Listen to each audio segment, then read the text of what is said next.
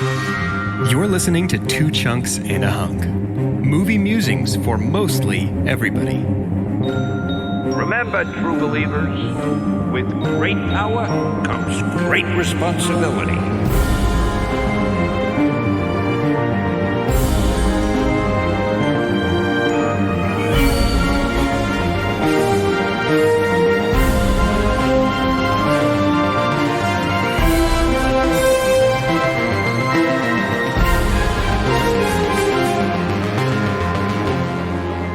Hello and welcome to Two Chunks and a Hunk. My name is Jordan Wonders, and this week I'm your chunk. Let's go! Let's do this! I'm Doge, and you're struggling to have everything you want while the world tries to make you chunk. There he is. He's back. Very good. Very good impression. And I'm Carter, and is that a hunkosaur? I knew that was going to be your quote. I knew you were going to do that. You know, when he's back, I have to. I have to. Okay, Carter, why are you the hunk? Why? I'm the hunk because I'm going to protect my school. I'm donning my wizarding robes today on graduation day. I'll go. Oh, that's why you're wearing a collared shirt. That's why I have a collared shirt today. Currently, That's why you showered. No pants, but Oh, yeah. we'll put You don't on need 'em. pants. We'll put on my robes. Do you need pants, though, if you're wearing your robe? Good question. What if you just showed a tasteful and frankly tasty amount of ankle beneath the hem of your robe? I could do that. I could certainly do that. Yeah, you know, we'll see. We'll see. Oh, I hope we will. See. Take We pictures. will see. I would love to see. Turn the flash on. Yeah, see if you could just really get those emergency roadside reflector ankles of yours going. Emergency roadside reflector ankles. We got a movie to talk about, but before we get to that, there's a couple things I want to address. I'm just kidding. I'd like to start talking about this movie. Hang on, though. I Literally really would like to say, if you are for some reason listening to this episode and you have not watched Spider-Man No Way Home, Why would you say that? We haven't. That's not even what we're talking about necessarily. Nobody knows that for sure. if you haven't watched the movie that is the title of this episode on your podcast feed, we will ruin you. Yeah, It will be Real really quick. sad for you. Real quick. Actually, Yeah. okay, I know that we just made a joke about not going to talk, but I'm going to tell a brief story to give anybody who's far away from their phone time to sprint over and pause this if for some reason it auto-played next or something. Yeah. By telling you about 2 weeks ago when I trapped myself in podcast hell on accident. I listen to podcasts in the shower sometimes. Like I'll just like throw my phone on a podcast and let it play. Do you listen to us in the shower? Never. And Steamy. I was listening to a podcast called The Adventure Zone while I was in the shower. And I did not check how much time was left in the episode. But I usually stop the episode around the time that the theme song starts at the end. And turns out by the time I got in the shower, there were about 2.5 minutes left in the episode. Oh, that's a fast shower. And it played all the way through the theme song and all the way through the end of it when it's like talking about the it's maximum fun, comedy and culture, artist owned, listener supported, blah, blah, blah, blah, all that stuff. Well, what it decided to do was autoplay the next episode. But what it did was autoplay the one before. It went down the playlist to the past episodes. And as I said, I always stop the episodes at about the same spot, the theme song. So I was stuck in about an 8-minute shower of a repeating 40-second loop of theme song and then Cool. maximum fun stinger at the end Love it. for about 8 straight minutes. It was just theme song and then maximum fun, comedy and culture, artist owned, listener supported. Theme song, maximum fun, artist owned. Did you, as you were Was there, it Adventure Zone? It was. as you were stuck in that shower, did you feel like there was any way home? I felt like there was none, which brings me to you've had plenty of time if you're in the shower to dry off your hands, sprint to your phone, and stop this episode. So it's time to talk about a movie, the final movie in our Spider-Man series, and it's brand new and known as Spider-Man No Way Home. Also, Doge. I'll say loud enough for my wife Chelsea to hear, who was unable to make the movie last night with me because she wasn't feeling well, so she hasn't seen it. Please do not listen to me right now. Thank you. Yeah. Spoilers. Chelsea, stop. Chelsea, no. Don't do it. Don't babe. do it, Chelsea. Bad Chelsea. Get the spray bottle. Doge, synopsify me right now. Okay. As someone with a puppy, you're not supposed to. Those spray bottles are apparently pretty mean to puppies, and they just don't like it when you do that. So we don't talk about spray bottles on this show. Hey guys, your episode reminder that Doge has a dog. Continue. This week's synopsis has no author. Bursting through the cracks of our universe from another universe. The synopsis says, with Spider-Man's identity now revealed, Peter asks Doctor Strange for help. When a spell goes wrong, dangerous foes from other worlds start to appear, forcing Peter Parker to discover what it truly means to be Spider-Man. Very good. Very good. That's all she wrote. That's all there is. Very good. Well, who wants to be first? There's so much to talk about. I mean, Jordan takes the lead. I assumed Jordan would start talking about this. So here's the thing. There was, as Doge was frequent and confident in pointing out, many reasons to be nervous about this movie. So many things that could go wrong. Were you guys nervous when you sat down? No. Yeah, me neither, totally. No, I was pretty confident. Totally, I wasn't either. But there were a lot of reasons that one could have found themselves being nervous about this movie, a lot of risks that were assumed to be taken, a lot of doors opened, and many, many ways for it to get wonky, to get sideways. Not to spoil my opinions on this movie too hard here at the beginning, but by golly, they made a movie, huh? They did. They made a movie. I mean, I felt like the gif of the kid from that old commercial. It's worth watching the whole thing. I wish I could reference exactly how to search for it, but it's the little blonde-haired boy who's just looking everywhere, and he's just like so excited. He's just Pretty sure this is the second time we have talked about this little blonde-haired boy. I'm pretty sure we decided it was a Disney World commercial or something. It had to be something like that, or like bullying. It was like a teaching moment. It was a commercial for bullying? Those were all he was looking at all the bullies. Try bullying. That's how I felt this whole time. And there was, from the jump, it's going to be impossible to talk about everything that we want to talk about with this movie. But for the sake of this movie, that's a great thing, I think. Because you don't want to be able to completely unpack it, especially a movie like this. There's just so much going on. So much thoughtful stuff going on. What a ballsy movie. I was thinking that as I walked out, especially because we just recorded our Into the Spider-Verse episode for Patreon. Yeah. Mm-hmm. And one of the things that I kept saying during that episode was just how ambitious this movie was, Into the Spider-Verse. But then walking out of this one, like, in some ways, is this more of an ambitious move than Endgame? Yeah, because I think so. I think so. I think Endgame was working with a history of good things, of shiny objects. Spider-Man had a very interesting background. Spider-Man had like several iterations, several different plots. I think this was a little bit more risky, and especially with how beloved in our culture Peter Parker is. I mean, this is our boy. This is our neighborhood Spider-Man. And you could tell, man, the energy of my theater. Well, I guess we can continue throughout the episode to talk about the theater experience. And that was so fun. Yeah, mine too. I had, so I'll tell you this about my theater. I had a loud chewer to my right. Smack. I did too. Lip smack.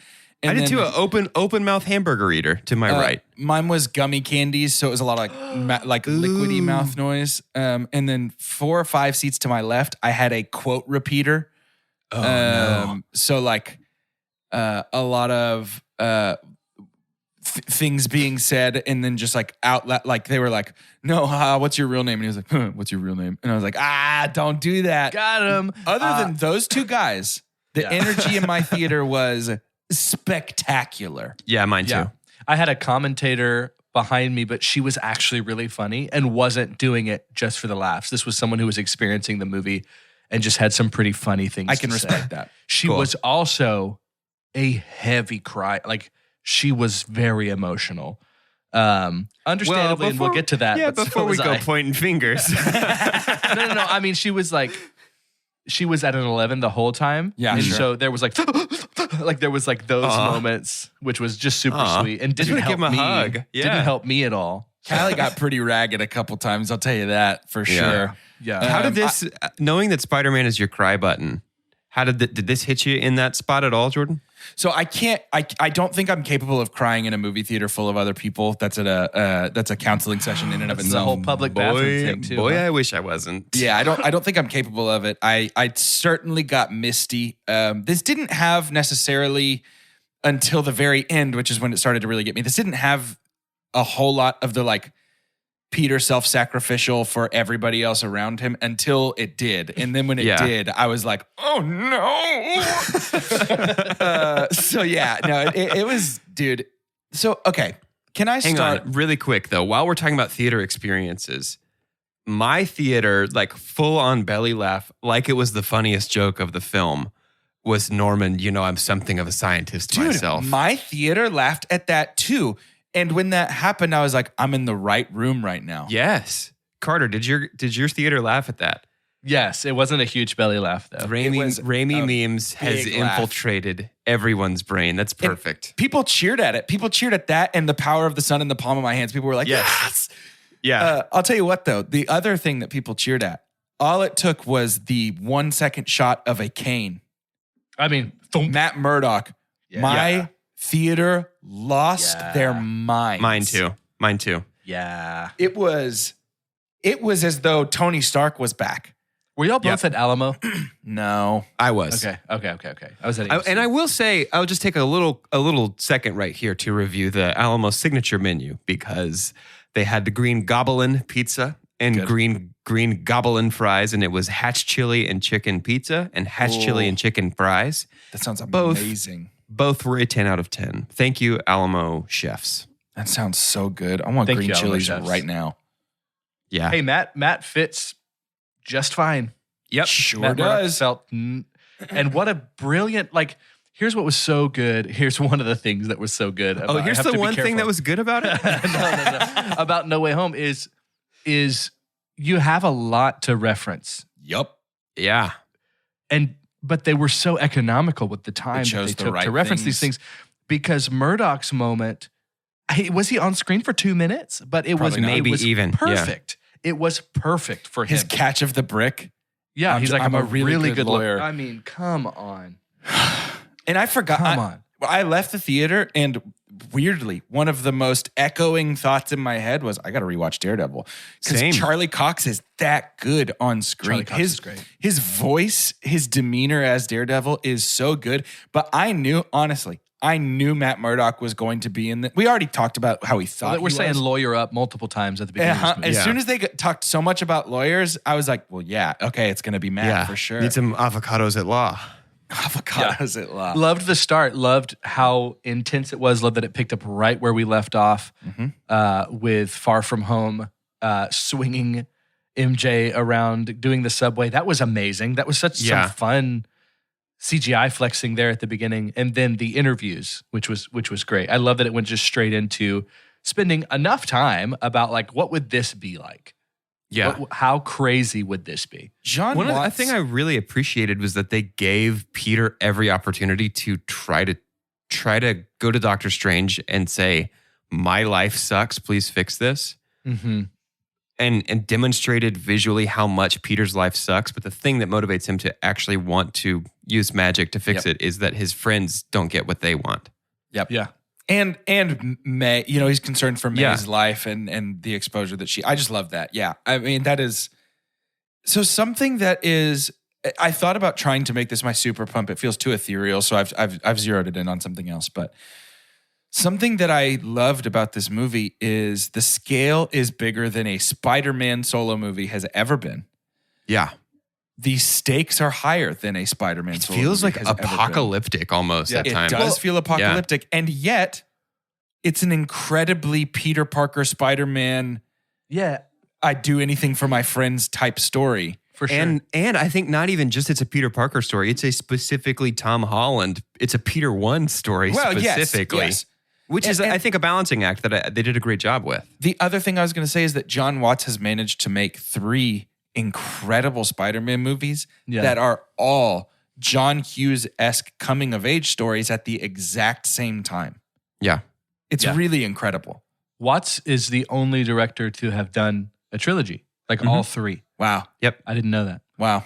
And you can tell. That. I mean, you can tell. Now, we've had other directors that come in and pay homage to the movies before them, and we're really thoughtful with that. But this feels just fully Watts for the entire Spider-Man series. So yeah. So good. Yep.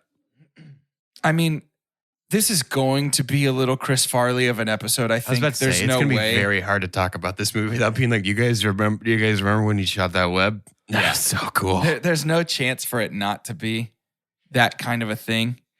I'm ready to start talking about our villains, unless somebody really wants to jump in some other significant way. I do think plot-wise, it was smart to, we were worried that Sony just gives away too much with trailers. Oh, and there was a lot that we saw, but there was a lot that we didn't see. I think there was more I felt of very the iceberg subverted. that we didn't see. I did too, especially it started for me when Doctor Strange is first making the spell, which we had seen. That was one of the first scenes I think that we ever got. We might have even had an extended scene when they were talking about No Way Home. And then, but he contains it, right? So it feels like it feels like, quote unquote, that nothing happened. Yep. There was a moment when he contained it. There was a moment when I was like, have they just cut all these trailers out of nothing? Like, is this about to be a totally different movie? And they've made all these fake they've trailers. done some big stuff like that before. Sure. Yeah. Yeah.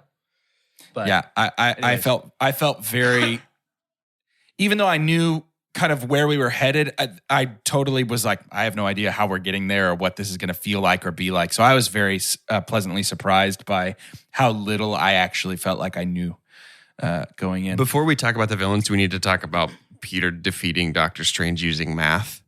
I loved that was so fun. Very Peter Parker. I thought that the mirror dimension stuff just once again proves that they have nailed Doctor Strange and his vibe. Benedict Cumberbatch is incredible as Strange. Can I give a small pump to my boy, Michael Jack? Here he reuses bits of his own Doctor Strange theme that he wrote. He grabbed bits of Elfman's Goblin theme, Elfman's Doc Ock theme. He grabbed Hans Zimmer and the Magnificent Six's electro dubstep for just a brief second. Which is all I want. It was really fun. He yanked James Horner's Lizard theme and Spider-Man theme, and then finally Elfman's Responsibility theme, which is the B section of the Spider-Man main title. All of these different musical influences, plus continuing the development of the themes that he wrote for Homecoming and Far From Home. An absolutely incredible job scoring this movie. It's a plot carbon copy, is it not? It's you could say the exact same thing about so many elements of this movie. Yep. Just to be able to kind of wrangle everything, treat it well, and then still move things on. Yeah, I think that was brilliant. I want to say too, I think Peter's massive desire to help his friends and Doctor Strange's arrogance to feel like he can just do it. Yeah. And kind of what he feels like he also owes to this kid. It makes total sense. I mean, there was a moment that it was like, I was trying to be so critical because I just knew I was really going to like this movie. Yeah. Yeah. And I was trying to walk in and be like, okay, what can I start to pick apart? And plot stands out the most because that's going to be clearly the hardest thing to do. Yeah. And I had a fraction of a second that I was like, oh, he's just going to do it. He's just going to walk in the Sanctum Sanctorum and do something that could possibly break up the universe. And I was like, well, Doctor Strange is right up there with a Stark level of arrogance, and he makes a lot of mistakes too. So I was like, and he feels like he still deserves Sorcerer Supreme since Wong got on a technicality. That was a big shock to me. That probably helps explain a little bit of what Wong's doing in Shang-Chi as well. Yeah. Just doing Sorcerer Supreme stuff while Doctor Strange sits at home. And I assume probably blowing off some steam in the fighting pits a little bit. Yeah. Yeah. But I thought that was great. Yeah, I agree. I had a moment where I was like, feels a little flimsy that this 17, 18-year-old can just roll into the Sanctum Sanctorum and be like, do a magic for me, change everything. Yeah. But putting it into context of Doctor Strange, you're right, just kind of being arrogant, prideful anyway. But then on top of that, chip on his shoulder with Wong being Sorcerer Supreme, it makes complete sense. Plus, him and Peter, like you said, he's like, man, we saved the world together. We got history. Yeah, I love that still sounds weird. Call me Steven, call me sir. Yeah, all that bit's stuff. great. very It's good. so good. That bit is great. Let's talk about the villains. Yep. Let's talk about the villains. And as we're talking about this, I do want to say back to the theater experience. Another reason this feels like an Avengers movie, this feels like one of the big ones. You know, Jordan, you were saying earlier, this was the grandest scale we've had for a Peter Parker movie, for a Spider-Man movie. Absolutely. Is the consistent cheering. You don't get that. Like, as good as Shang-Chi was, and how much we enjoyed the Eternals, you don't really get that, except if Harry Styles shows up, right? Right. Like, you don't really get that because we don't have a history. Nobody for this. cheers for characters in those. They cheer for actors. Yeah. Exactly. Yeah. So, anyways, No. because that's it a good happened to point. every villain for me, almost in Yep. the theater. So, Yep. Same. The bridge scene was one of the heaviest concentrated periods of cheering for everybody in my theater. The pumpkin bomb in particular. Yeah. My theater was a bunch of goblin heads. Really, they loved him. Myself included. Yeah. Because I'm going to be honest, Willem Dafoe was this close. I'm He holding was my fingers very very close nearly a together. super pump for me. Almost my super pump was Willem Dafoe so good. He was turned up to 11. I think he was better here than he was 100% 19 agreed. years ago. Yeah. yeah. When he smashed the mask, I was like, come on, that's iconic. Nope, I like him better without it. That Yeah. man's With the hood. face is a goblin mask. Yep. He's Yeah, so we said that. scary. He's so scary. Yeah, it was very good. His And the fight, voice you called it, changes. Doge, on the Inside Out.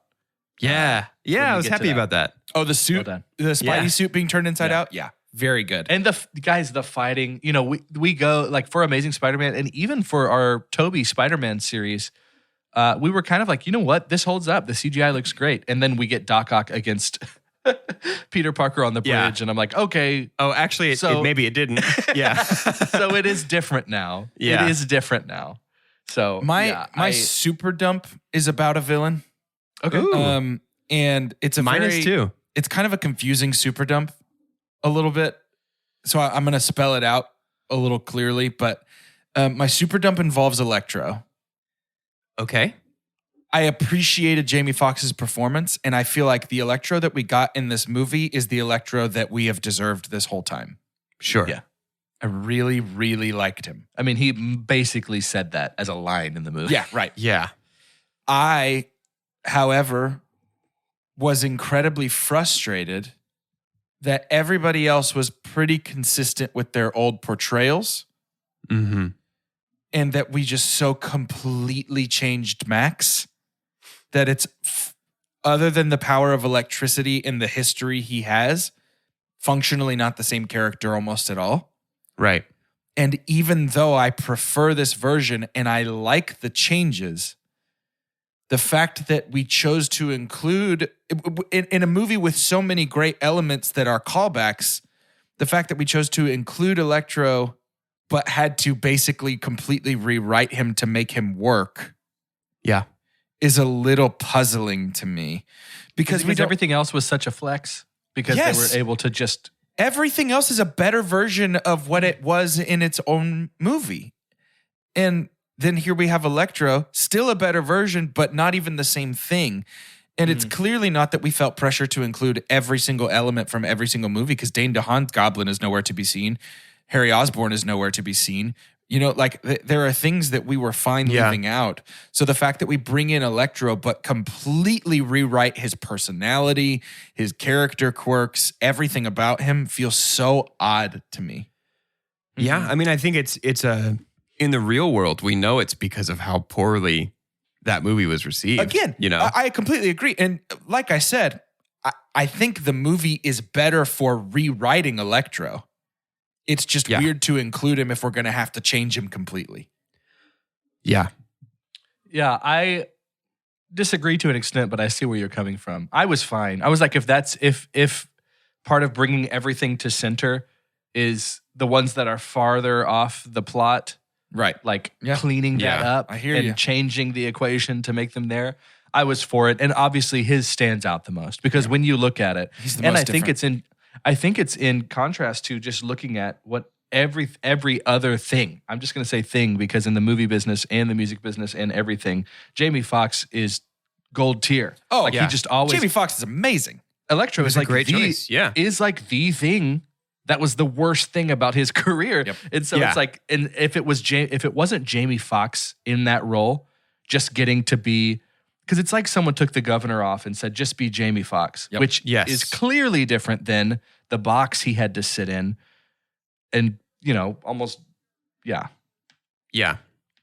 I said So it was I like I think- said, it's a complicated super pump because It is a if complicated. you're going to include super Electro, or yes, if you're going to include Electro, I prefer it this way. I really enjoyed this Yeah. version of Electro.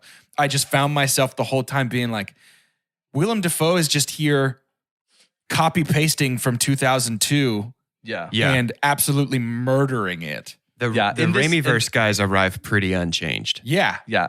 It's a very multiverse super dump of you, Jordan. It because totally You're not is. even really super dumping this movie. You're super dumping how bad they got it the first time. Well, yeah, a little bit. That is true. I mean, yeah. yeah. He Last just week, doesn't Electro fit. was I your don't think super that pump. Max fits. Do what? Last week, Electro was your super pump. Right, yeah, because I liked it for that universe, but obviously it pales in comparison to the other villains that we have assembled Yeah. here.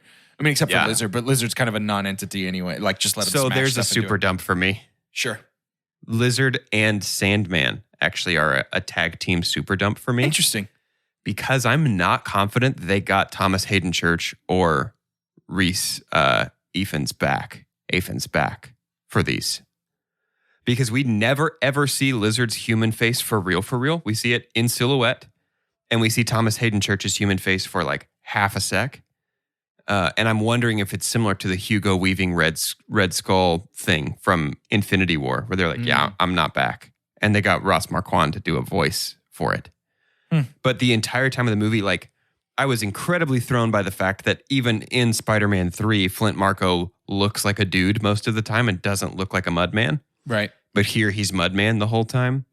And Lizard honestly was not good to me. Like Lizard, the way his mouth moved when he talked and said his human words didn't quite work for me. It looked pretty rough. I thought the visual redesign was nice. The redesign was good. He looks a lot better than he did in Amazing Spider-Man. Yeah. The line to Max, last time I saw you, you had bad teeth and a comb over. Did you get a makeover? Is one of my least favorite things about this movie. It's a really bad line, dude. That yeah. sucks. And then I can give you a real makeover. It's so dumb. Because what does that even mean? I mean, yeah. Well, he he's turned him like, into I a get it. lizard. Yeah, I know, but like, yeah. I don't Yeah, know. They it said just- it like we were supposed to be like, Yeah. yes, of course. It's So the because, reason- and here, I don't mean to continue to harp on the Amazing Spider-Man movies, but they are bad. And it's Sure. because those villains were not well written that we can bring in the Raimiverse villains and not change a thing about them. They all had a good motivation and a realistic personality aside from their power. And the web villains, the villains from Amazing Spider-Man, are so one note that like Lizard's whole thing is, I can give you a makeover in this movie because that's all there really is to bring with him. Yeah. You know? And so that's why And they I have to don't- I completely don't rewrite Electro so that he even works in this universe. Exactly. Yeah. So that's why I don't dump on Lizard. Because he was a punchline. Yeah. Yeah. And I was okay with him being a punchline. I was like, okay. I did appreciate how much of a punchline they made falling into a tub of electric eels. Yes. The so funny. like slight pause every time he's about to say that, or when later on two characters who we haven't talked about yet are talking about Max was like the sweetest guy ever till he fell into a pool of electric eels. And he goes, yeah, I'll do it. That'll do it. When he and Thomas Hayden Church are talking, when he and Sandman are talking, and Max goes, just shows you gotta be careful where you fall. Yeah. It's so so, good. so funny. It's Yeah. so funny. good. And that was the thing too, is like it could have gotten too campy. It really could have. Yeah. Sure. So I don't know how they were just so on the line with that. Like that they just didn't go too full reference, too much to Yeah. just take you out of it. And it feels like, okay, all we're doing now is just pooping on other Spider-Mans. Poo-poo. Yeah. And I think a lot of that has to do with being so thoughtful with our literal other Spider-Mans. I agree, and I want to save discussion on our other Spider-Mans until after our break, which we're not quite to yet. So I want to take a minute just to talk, if that's okay, about a phrase we throw around sometimes is like a movie being a love letter to something. Yeah. This feels like a love letter to Spider-Man. Yeah. Absolutely. I have just been so impressed with John Watts' respect for the character. Yeah. And with Marvel's obvious love and adoration for the character of Spider-Man. I mean, Spider-Man is the true baby of Marvel. Iron Man was the MCU's darling, but the legend goes that some of Stan's last words were about Spider-Man. Really? That like as Stan's dying, he's saying, "Take care of my boy. He's the most special thing that we've ever made. Take good care of him." I would agree with. I just got chills, by the way. So sad. I think that Stan would have loved this. Yeah. It was really good. And I think that it came across as very respectful to the old Spider-Man movies that were or were not well received, depending on which one we're talking about here. But I don't know. And I don't know. Compare that to this is a great movie on its own right, and it sucks to try and use other bad movies to prop it up and make it seem like it's better than it is, because it's really good on its own. But one of the things I was thinking of is like this. Like, for me, growing up, Tobey Maguire's Spider-Man movies and like Doc Ock and Green Goblin, and to a lesser extent Sandman, but like some of those Raimi-verse villains, those movies were up there with me in terms of importance of like Star Wars, where I was like, these are like the movies to watch right now. And with both of those franchises, we've gotten decades later actual conclusions, air quotes around conclusions, to the story that we didn't know wasn't over yet. And the respect with which this movie handles these characters that are super important to folks that they've grown up with. And the fact that this movie is willing to say, yeah, even some of that was bad, but that doesn't matter because it's what it was. And that's what we have to work with. Yep. Stands in stark contrast to me to things like The Rise of Skywalker, where it's like, this is what almost nobody wanted. Right. Yeah. I think a lot of it has to do with having someone have the entire trilogy so far. Yeah. Yeah. I only bring this up because you're talking about Star Wars, where we had really, for Disney's version, no consistency. And so the story, the whole vibe of the story hurts with that. And so I think to have Watts do this and then especially bring it all back together. Yeah. Unless a director that is the last time that I'll talk poorly about another movie in this episode. Good. Unless a director just absolutely beefs it, I don't see any way that the same director for an entire series of movies can be bad. Like, unless a director does a bad job, I don't see any reason to swap directors around like some series do. Yeah. They're just, I mean, if you can keep them around, why not just keep the same vision that worked? You know? Consistency doesn't hurt. Yeah. Yeah. 100%. There's so much more that I want to talk about. We're going to end up having kind of a rapid fire back half because there's just so many things that we're going to go, I know. so cool. And then keep moving. It's going to be a real Chris Farley back half of this episode, but I'm here for it and I'm excited. But right now we do have to go and take a quick break for shout announcements.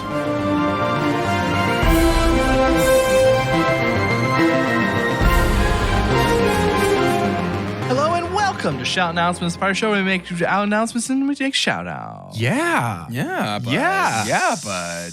Yes. Carter, yes. I just wanted to thank you, the chunk. You can cue vitamin C's as we go on. Son. Yeah. Guys, this has been a great year, 2021. And it's so fun to kind of get through another year. We've always known that we were going to keep doing this podcast. Yeah. But I don't know. There's something about this year that makes it feel like even extra certain that I'm going to do this until I just can't anymore. I don't know what that looks like. Yeah. But 2021 was a ton of fun, and we were so excited to have that time with you, starting our Discord chat, starting our first season of Box Office Ball, among many things. Yeah. And it's been an absolute Our blast. first public access beta season. I know. And I think it's 2022. This feels like a thing to do at the end of the year for any 2022 company. chunks? I know. Biggest year yet. It is our biggest year yet. And it's our year. It's the year of the two. It's the year of the two chunks. It's the most twos we're going to have for a long time. And we are very much looking forward to it. For Thank 200 you all years. for listening. I know that everybody listening right now has rated and reviewed, and that means a lot to me. So all of you have rated and reviewed. Isn't that great? We're so I thankful. bet you feel so good about how you rated and reviewed. I bet you can look in your rearview mirror at your kitties in the back that are sitting in their little car chairs and look them in their innocent eyes and say to them the truth that you've already reviewed this podcast that you love. Yeah. And you can go on with your day knowing that you've been that great parent that you are and that great chunky that you are. So thank you for that. Believe it or not, the last thing we said to Carter before he started talking was, make sure this is a short one. Do you have anything to say for yourself? Did you include the fact that this is our last our last movie of the year? It's our last movie of the year. Don't worry, he got everything else in there, though. Hey, it is our last movie of the year, but next week we do have an episode, a mini Monday of the Hawkeye finale. So make sure you join us for that as we out with the old, in with the new. End of the year, Hawkeye, season 1, episode 6. You know it. You love it. Doge, bring us home, buddy. In case you were one of our hate listeners who got super excited when we said it was our last episode of the year, don't worry, we'll be back. We will be doing more episodes, and that's Two Chunks will return.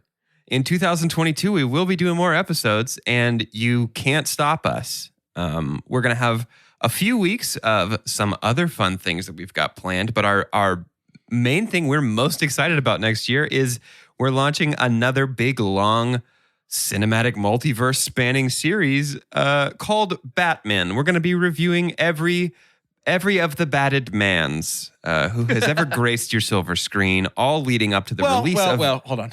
We're not doing Adam All West. leading up to the release of Matt Reeves' The Batman. We're doing Adam West, and I'm forcing it right now. Oh, okay.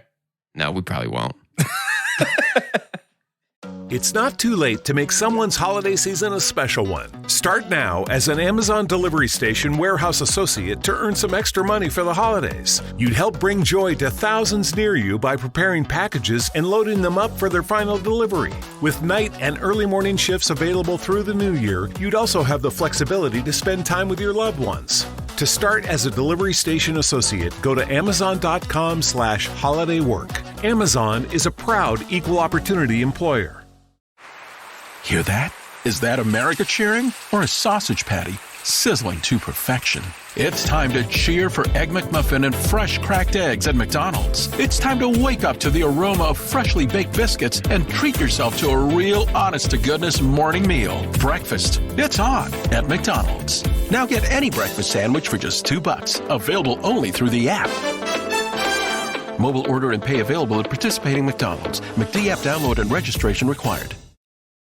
Off recording, right before we started chat announcements, I just said I wanted to talk about trailers very briefly. There was not a single trailer before this movie that I hadn't seen. Whoa. A brand new, huge movie. Not a single trailer premiered before this movie. Every single one was old. Do you know I couldn't tell you if I saw any trailers last night? I don't think I did. I actually think there were no trailers last night. Now that I'm thinking about it, because I was at Alamo I don't think they're allowed to do that. Alamo did their They little... can still do trailers. Oh, there was, because there was a Fantastic Beasts of Those Secrets of Dumbledore trailer. Yeah. And that is a movie I don't care at all about. Yeah, same. I love how the cover of that is just Dumbledore like, shh, Shh. secrets of, shh, don't tell anyone. Secrets are no fun, Mr. Potter. Let's start our back half discussion with probably the funnest scene in the movie. Aunt May's When May death. dies? Yeah. It was a 2 hour and 34-minute movie. Yeah. And about an hour and 48 of it was Aunt May dying. It took so long and it was so sad. And I was just it was so heartbroken. So sad. Devastating. As soon as May said, with great power, there must She was also done. I come knew great she was done. responsibility. I was like, uh-oh. Oh, no, That's May. the death knell. First of all, bravo, Marissa Tomei. Hey, shout out. Yeah. She's finally given something to do in these movies. And she was fantastic. Yeah. Yes. It was devastating. so It was good. hard to watch. It was. Oh, my gosh. I was reminded that Tom Holland is a great crier. And Yeah. I was back in when he got snapped. I was just like, Yeah. oh boy, he does pull these all strings. doesn't three he? of our Spider-Men are fantastic. They're great criers. Yep. So Very good. Yeah. Can I say, I hate to do it here at such a sad moment, but the glider is ultimately what killed her.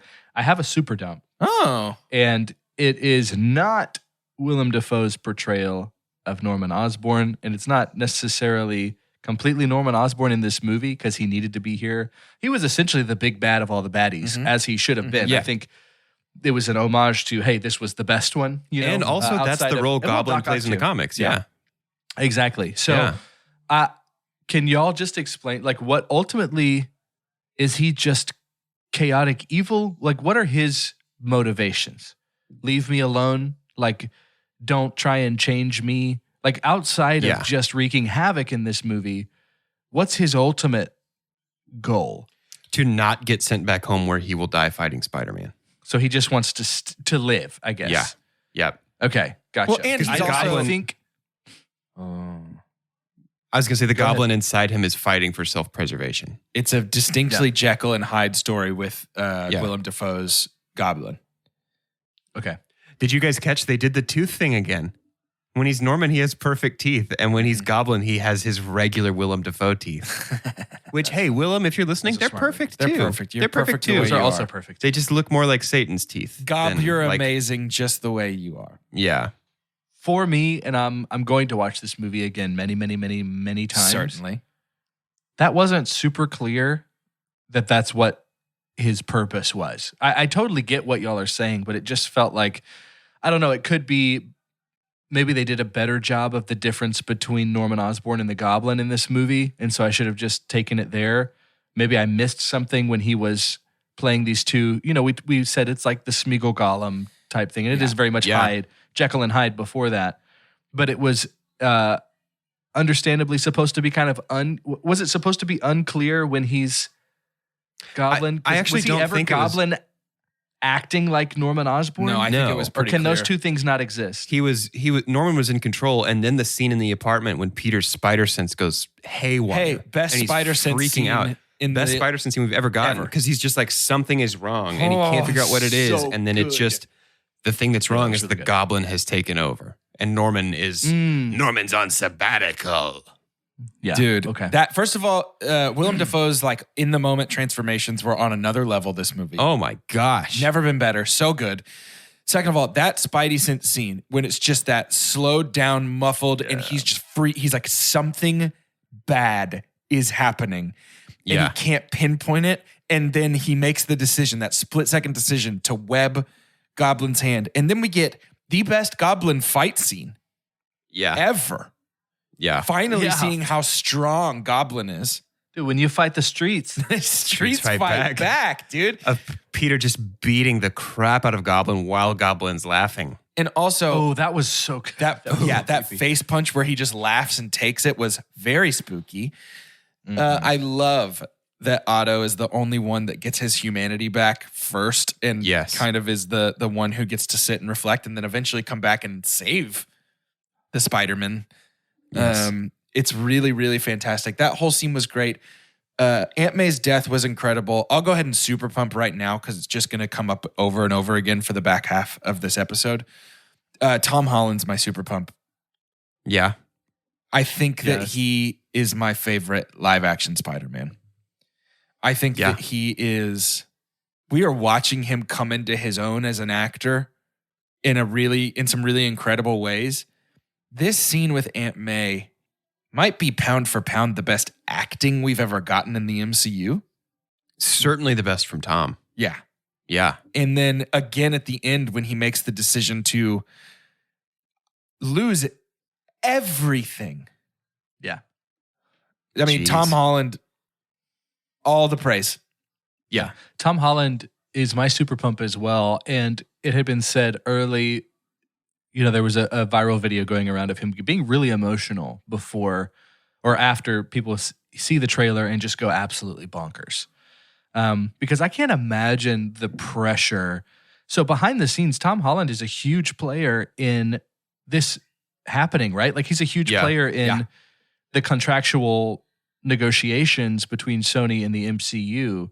I couldn't imagine the amount of pressure to make this movie. I mean, he's standing there, the chosen one, essentially, in front of the two guys that came before him and having all of these scenes.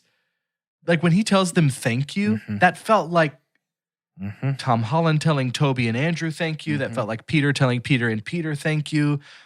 I think it goes without saying, if it's not Tom Holland, do we even have the momentum or the gumption to make this movie? If it wasn't Tom Holland 2 movies ago, I don't know. And I think, he absolutely kills it. He's unreal. I can't believe he performed under this kind of pressure. You know, when Tom Holland is walking through, when Peter Parker is walking through his high school and everybody's taking photos, if Tom Holland was to walk in some kind of high school and people knew he was coming, it would be the same thing. Yeah. So I think there's this really interesting multiverse real world of like the pressure of Tom Holland and his expectations and the fact that he's Peter Parker and the expectations of having to be Peter Parker as Spider-Man. 100%. And I think the fact that he pulled that off was the highlight to me. So yeah, I agree with you, Jordan. It was huge. Tom Holland was it. And he needed to be. Of all the things, for me personally, Tom Holland needed to be in your top 3. Yep. He had to be one of the best things about this 100%. movie, or it's really hard to make this And movie. he was the And number did it. one best thing in my opinion. He was so good. Same. The high school he was scenes were incredible. great. Martin Starr, Hannibal Buress, and I can't remember our third teacher's name, unfortunately. The 3 of them were so funny in the brief scene that they got. I loved all of the Flash. His stuff was very funny. Tony It's JB Smoove. Yeah, JB Smoove. Tony Revolori was great. But if Yeah. we don't spend at least 10 or so minutes on Toby and Andrew, Super pump.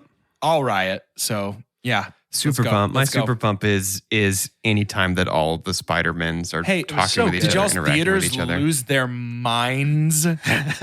whenever Ned opened the portal and clearly Andrew in his Andrew suit steps through, the split second before he took his mask off, somebody in the front row goes, "Oh my God, it's Toby." And it definitely wasn't. Definitely wasn't. It Guys, was I got a very bigger Who's cheer That Pikachu? I got a bigger cheer for Andrew Garfield than Toby. Yep, my We did theater too. did as well. Yeah.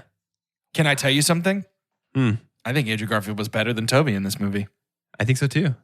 Andrew Garfield was almost my super He pump was by almost himself my in this super movie. pump as well, dude. He was so good. I told Callie on the way out of the theater, I was like, we got soon to be Oscar nominee Andrew Garfield in this one. Yeah. He has been Oscar He got nominated. it? Before. Yeah. Oh, No, before. Yeah, you're For, right. Yeah. Hacksaw Ridge, Yeah, right? you're right. I think it was like, I'm trying to find a good metaphor for this, and we love our food metaphors around here. Nom, nom, nom. It was I'm like actually starving right now, so bring it on. It was like you go to Taco Bell Done. and there's this like steak, and you're like, this doesn't really feel like a Taco Bell thing, and it's not really going with my cinnamon twist and this fake cheese, but this filet mignon is interesting. I don't know why they would make a decision like this. And then you put the steak in the surf and turf restaurant, and you're like, oh, this is where it goes. absolutely goes Yeah. with all this other stuff. It's the fact that we've said this before, but Andrew Garfield is a great actor, and he was great with what he was given Sure. in Yeah. the Amazing Spider-Man series. But now to see him here, With competent writing. yeah, what a wild I experience. that now was for me. want something I've never wanted, which is the Amazing Spider-Man 3. Dude, I know. I felt You know the what I same mean? way. I love the direction they chose to take where he became bitter and angry and Yeah. Yes. How smart. Okay. I was already pretty weepy. Like not crying, like just absolutely falling apart in front of other people when May died. And just sort of stayed that way through the rest of this movie. The back of this movie was so Andrew saving emotional. MJ. When Andrew caught MJ, like the second that Andrew jumped off the edge, it surprised me. Yep. And it was just full, like my mask was soaked with tears as he hasn't even caught MJ yet. And I'm just like, he's going to catch her. It's going to be so cathartic for me. Dude, him and just it standing there and was. being like, it was so simple though, right? Like that's Yeah. the brilliance of this writing is you Oh, don't have man. to say anything more than, are you okay? His Yeah. tears, That's it. his tears in that question. And then MJ asking it back to him. Yeah. I mean, dude, Andrew Garfield Oh, was incredible. man. I thought Toby was great. I don't want Toby was to awesome. poo-poo on Toby. Toby was fantastic. Toby was it was a little bit different in terms of like just age. Mm-hmm. Like we don't really ever get to see outside of a cartoon. Maybe the oldest Peter Parker we've had was, Yeah. Nick Miller's. Yeah. Yeah, right. Jake Johnson. Right. But yeah, to see him older was new for us. And I think that Toby was able to carry the weight of that, of basically being, I was the first. I was actually expecting Grandpa him, Spider-Man. when they asked, where's your suit? I was actually expecting him to say, like, about that, I'm going to need to borrow one. I haven't done the Spidey thing in a while. Like, I thought he was going to say he retired, because clearly he's with MJ still. yeah. And I was kind of expecting him to be like, we're doing the family thing. Like, I'm done.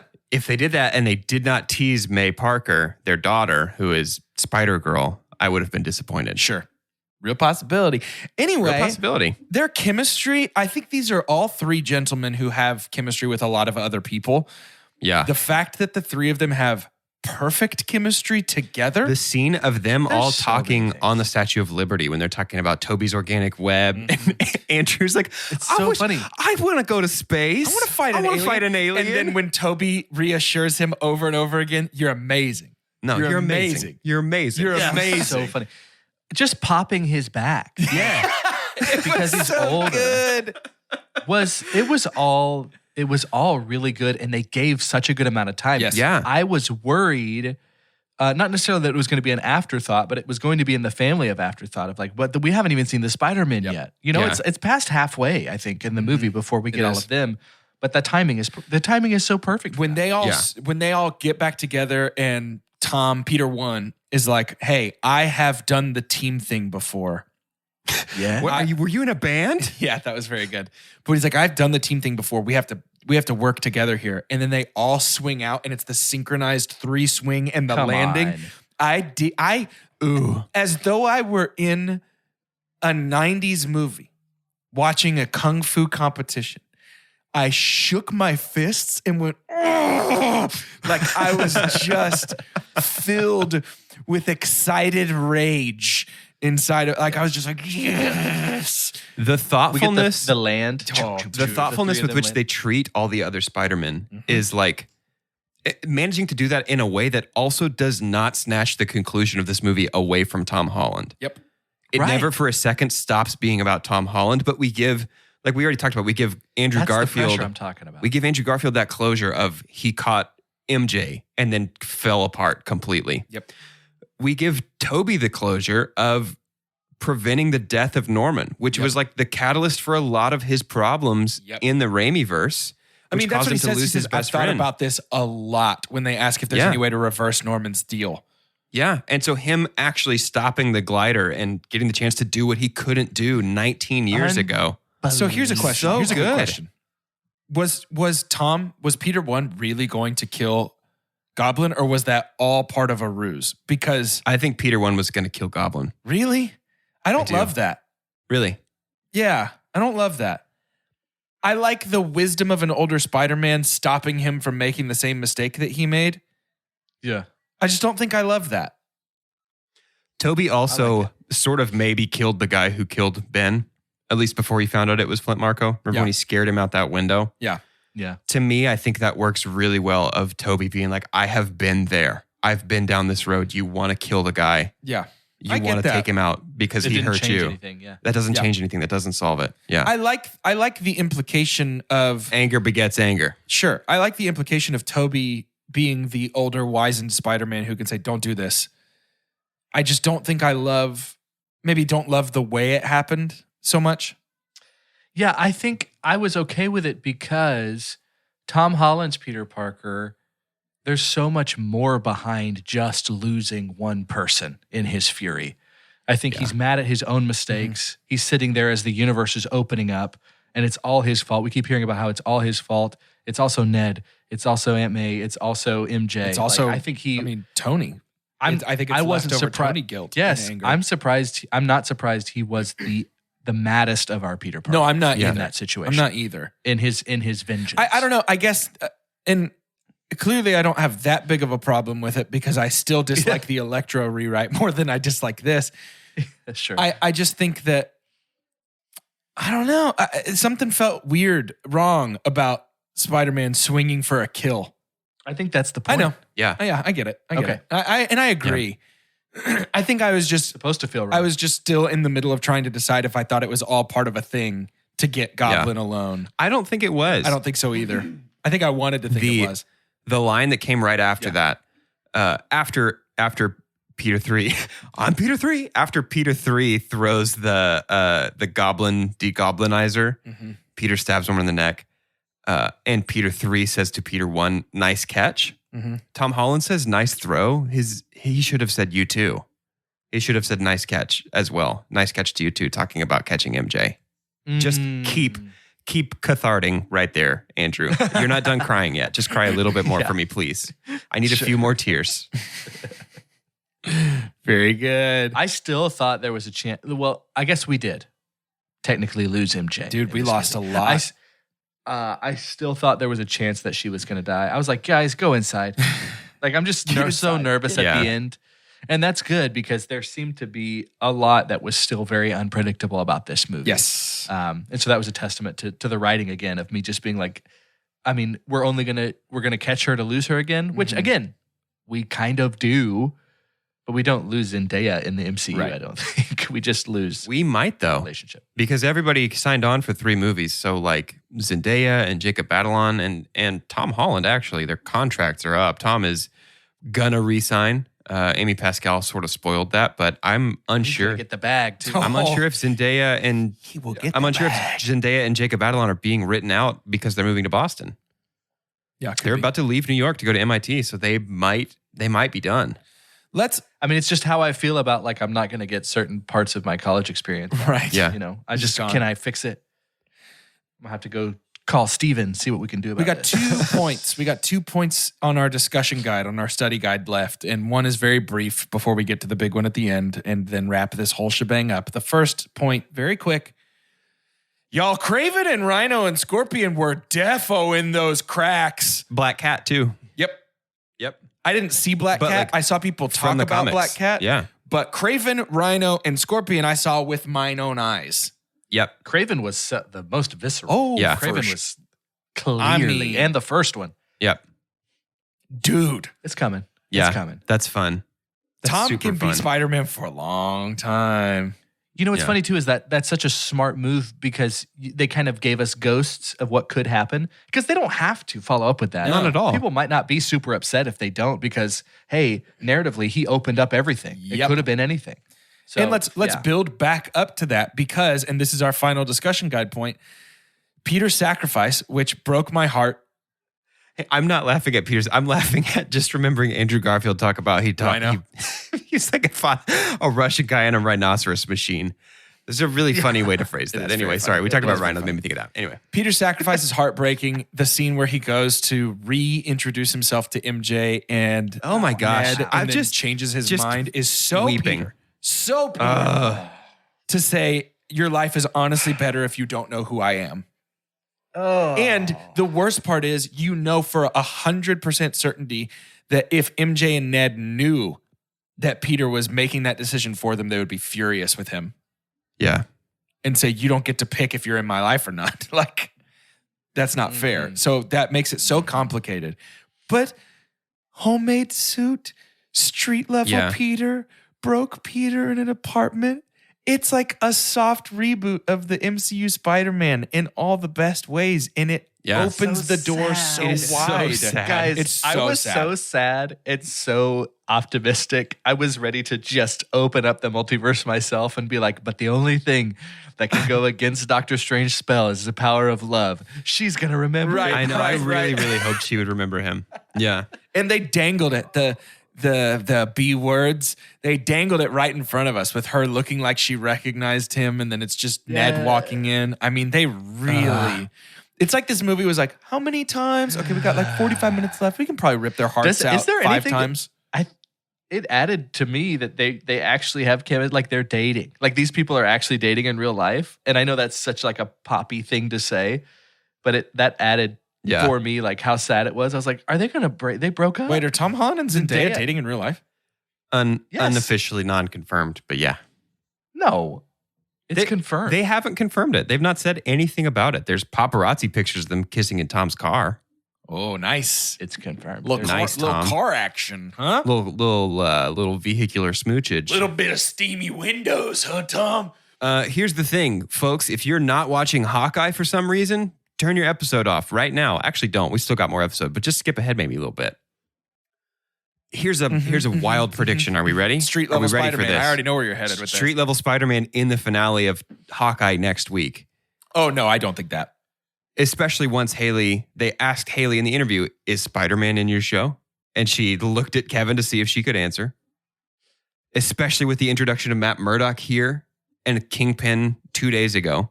Especially with the fact that none of this movie happens at Christmas, except for the very last scene happens at Christmas time while it's snowing in New York City. And the fact that we do not get a good look at the new suit that he has made. Yelena wanted to see the tree, and he goes right by the tree. He goes right to the tree. I am like becoming, the more I talk about it, the more sure I am that Tom Holland will be in the final episode of Hawkeye in his new Spider-Man suit. And Jeremy Renner will not recognize who he is. He'll just say, oh, it's that Spider Kid. But Hawkeye won't know him at all. I mean, they barely knew each other to begin with. Sure. I don't know, guys. It's wild. Hey, that suit it looks could be Mephisto, though. In the final episode, I want more of that suit. It looked so cool. Just watch Hawkeye next week. You're going to see it. You're going to get a full glimpse of the new suit. I think you are wrong, but I hope you are right. But I firmly believe you're wrong. I think I'm wrong, too. But I hope I'm not.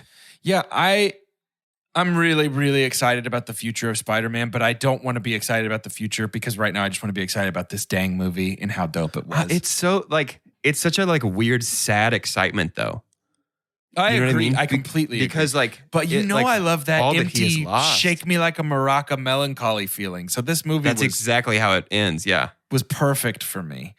Real quick, I think it would be a good idea, just very briefly, to say that the final villain fight scene was so good. Yeah. And I loved every second of it. Absolutely. the final villain scene, the post-credits scene of Tom Hardy, and Danny Rojas at that bar Football in is Mexico. life, dude. Football is life, but Somebody also said it behind death. me. That's amazing. Yeah.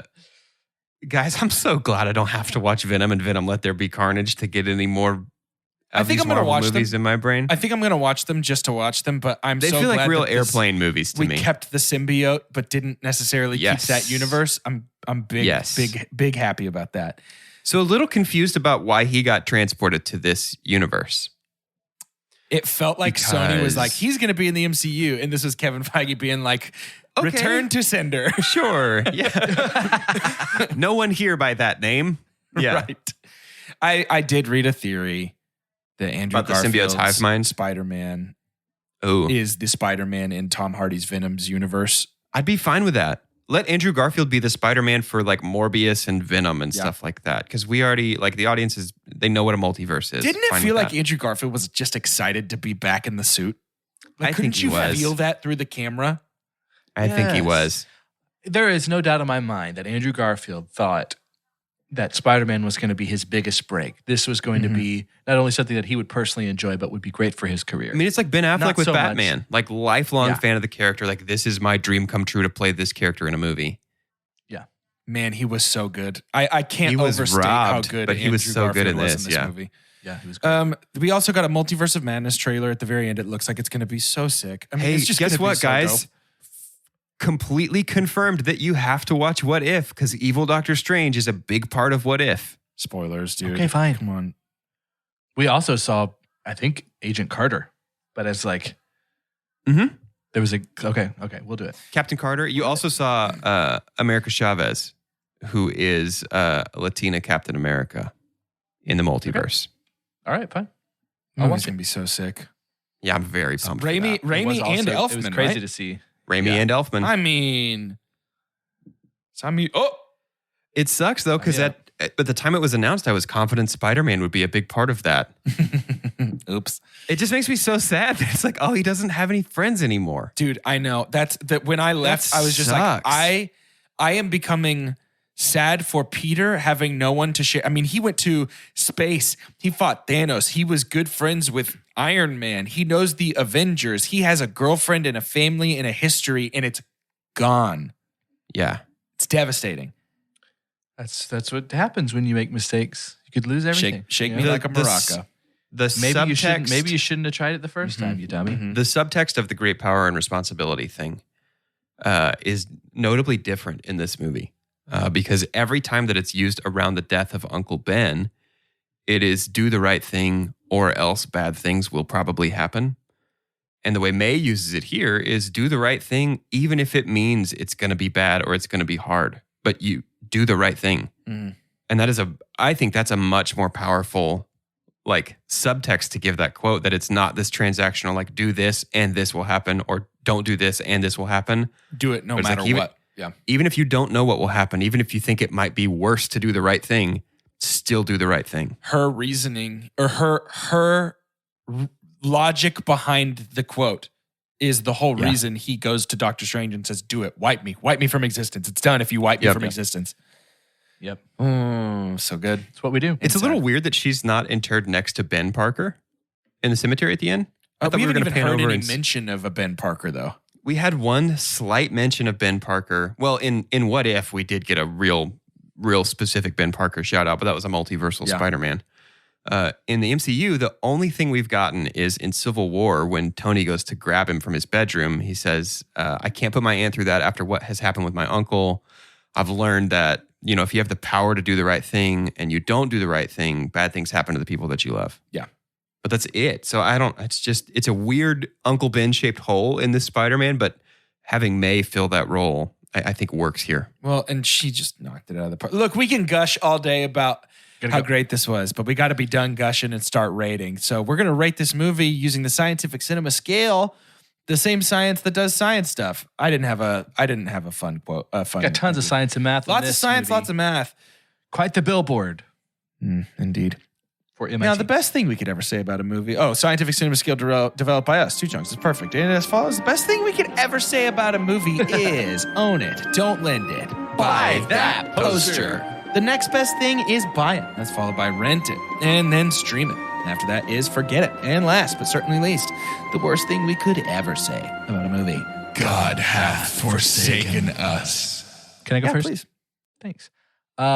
I think it's like, imagine getting like 50 people you know relatively well, some you know better than others, and you say, let's play catch, all of us together. Not really sure how good you are at catching. Let's use uranium.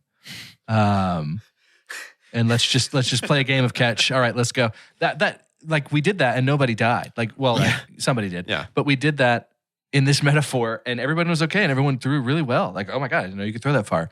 I didn't know you could catch that well. Like this was I really can't believe it. And I can't tell you how much I was trying to be so critical. Yeah. I came in with so much behind me, all the Spider-Man lore, all the MCU praise. And I said, ooh, I'm going to look for it. And I just hardly found it.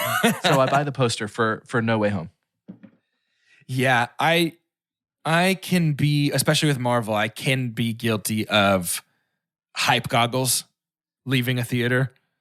I'm buying the poster. I'm buying the poster for No Way Home for sure. Yeah. Might that change with Sleep and Distance? I don't know, maybe, but I'm buying the poster for No Way Home. It's so good. Yeah. I am probably the most critical of the three of us. What? Especially when it comes to Spider-Man movies. This character means a lot to me. And has, like we talked before a couple of weeks ago when we watched the Toby ones, that like Spider-Man and Spider-Man 2 are like the reason I love movies. Those are some of the first movies I remember watching as a kid and being like, this whole movie thing, that might be my for thing. me. That's really cool. I think I like what all that stuff's about. And then from there, like a deep love of comics and reading comics, and then, you know, obviously reading hundreds and hundreds of issues of The Amazing Spider-Man. And I'm here to tell you that this is definitively the best Spider-Man movie I've ever seen. This is going to be an easy poster for me. This was phenomenal. Absolutely fantastic. And this was even more than Into the Spider-Verse, which looked like a living, moving comic book. This was like exactly everything I didn't know to hope for. And I'm so shocked at how well they pulled it off. Yeah. This is when we'll give you more time for this. Hold up. We'll give you more time for this, Doge, because it is just super fresh right now. Yeah. I boldly predicted this would be a top 2 Marvel movie for you. Does it have a chance for that for you? Yeah, easily.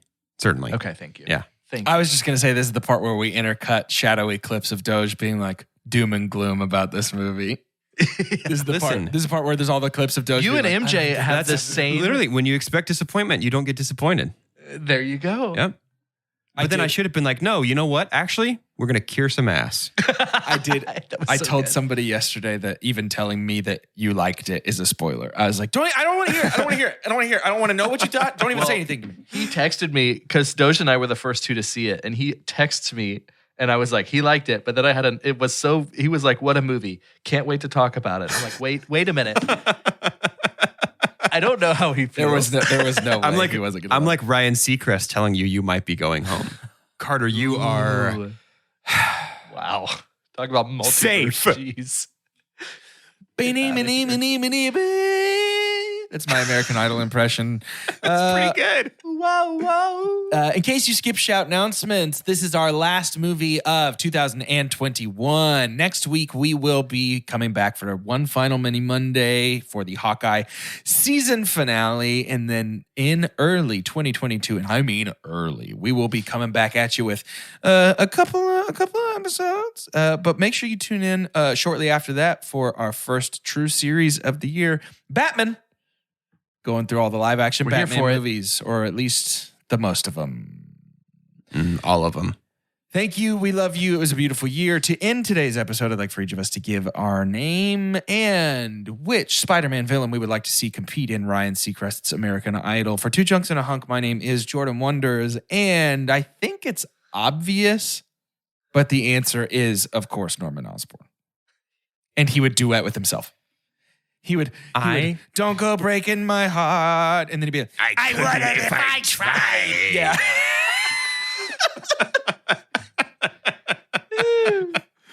Turn around. Every now and then. Wow, that's good, dude. I am Doge, and I have never wanted anything more than I want Paul Giamatti to compete on American Idol with a bad Russian accent. Yeah. No doubt. Oh, I'm Carter, and I'm going to call my shot. This is going to be who wins it because we have proof. Oh. But I'm going to have Electro as Ray Charles. Okay. Yeah, great. I think he'd do pretty But well. He only it's sings like- the Itsy Bitsy Spider. Yeah.